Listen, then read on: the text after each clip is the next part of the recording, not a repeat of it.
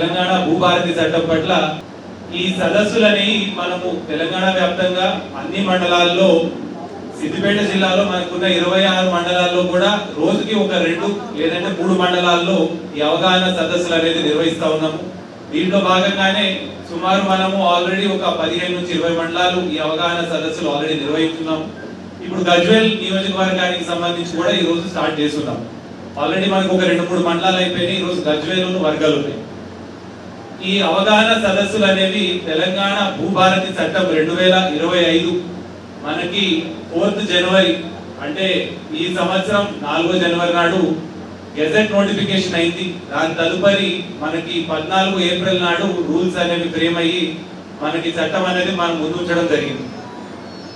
దీంట్లో ముఖ్యంగా మీరు చూసుకున్నట్లయితే ఆల్రెడీ మీకు డీటెయిల్ గా చెప్పుకుంటారు, కానీ కొన్ని కీలక అంశాలు మీకు చెప్పదలుచుకున్నాను. ఇంతకు ముందున్న వ్యవస్థకి ఇప్పుడు భూభారతి చట్టం రావడం వల్ల ఇందులో మార్పులు ఏమైనాయి అనేది. మొదటిది, ఇందాక మాట్లాడుతున్నప్పుడు రికార్డులకి సంబంధించి సవరణ విషయంలో మాట్లాడారు. ఒక పట్టేదారు ఉన్నారు, ఆల్రెడీ అమ్ముకున్నాడు, మళ్ళీ రెండోసారి బై మిస్టేక్ అతని పేరే వచ్చింది, మళ్ళీ రెండోసారి కూడా అమ్ముకున్నాడు. ఎవరైతే జెన్యున్ గా ఉన్నారో రైతు కానీ పట్టేదారు కానీ ఇంతకు ముందు ఉన్నప్పుడు నష్టపోయాం, మా పేరు ఎగిరిపోయింది అన్నారు.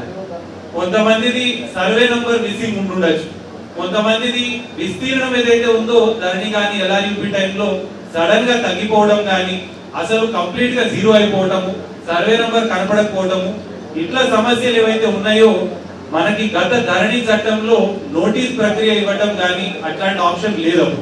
ఇప్పుడు ఈ భూభారతి చట్టంలో మనకి రికార్డులలో ఏదైనా సవరణ చేయాలి అని అనుకున్నప్పుడు ఎవరైతే పేరు ప్రెసెంట్ గా రికార్డ్ లో వస్తుందో వారికి, ఎవరైతే మా పేరు రావాలి అని అడుగుతున్నారో ఇద్దరికి నోటీసులు ఇచ్చేసి, నోటీస్ సర్వ్ అయిన వారం రోజుల్లో వారి దగ్గర డాక్యుమెంట్స్ ఏమున్నాయి, వీరి దగ్గర డాక్యుమెంట్స్ ఏమున్నాయి, ఇద్దరు కూడా రిటర్న్ గా వారి దగ్గర ఏమున్నాయి అనేది వారు ఇవ్వడం జరుగుతుంది.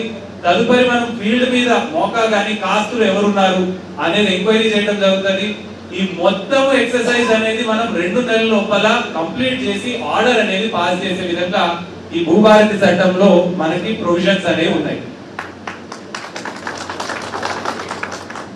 మనకి మ్యూటేషన్ కి సంబంధించి వంశపారంపర్యంగా ఒకవేళ వారసత్వంగా వచ్చే భూమి కావచ్చు, లేదంటే వీలునామా రాసి ఎవరైనా చనిపోయినప్పుడు వాళ్ళ వారసులకు రావాల్సిన భూమి కావచ్చు.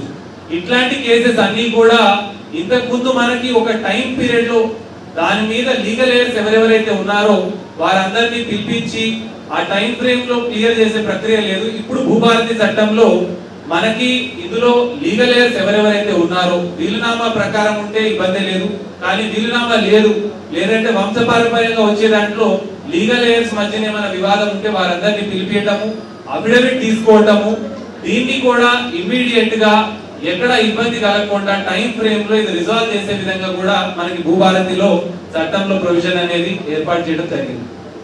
అదే విధంగా మనకి సాదా బైనామా ట్రాన్సాక్షన్స్, సాదా బైనామా మనం తెల్ల కాగితం మీద కొనుగోలు చేసిన చిన్నకారు రైతులు ఉన్నారు, వారందరూ కూడా 2014 జూన్ 2 అంటే ఈ రాష్ట్రం ఏర్పడే ముందు కంటే కొనుగోలు తెల్ల కాగితం మీద చేసి ఉండి మనకి కనీసం ఒక 12 సంవత్సరాలు కాస్తులో ఉన్నట్లయితే 2020 12 అక్టోబర్ నుంచి 10 నవంబర్ 2020 మధ్యలో దరఖాస్తు పెట్టుకున్న వారందరి అర్జీలు కూడా ఈ భూభారతి చట్టం వచ్చిన తర్వాత వారందరినీ కూడా అర్హత బట్టి, ఎలిజిబిలిటీ బట్టి తప్పకుండా వారికి ఈ సాదా బైనామా ట్రాన్సాక్షన్స్ కూడా రెగ్యులరైజ్ చేసి వారికి ఆ భూమి మీద హక్కు అనేది కల్పించడం జరుగుతుంది.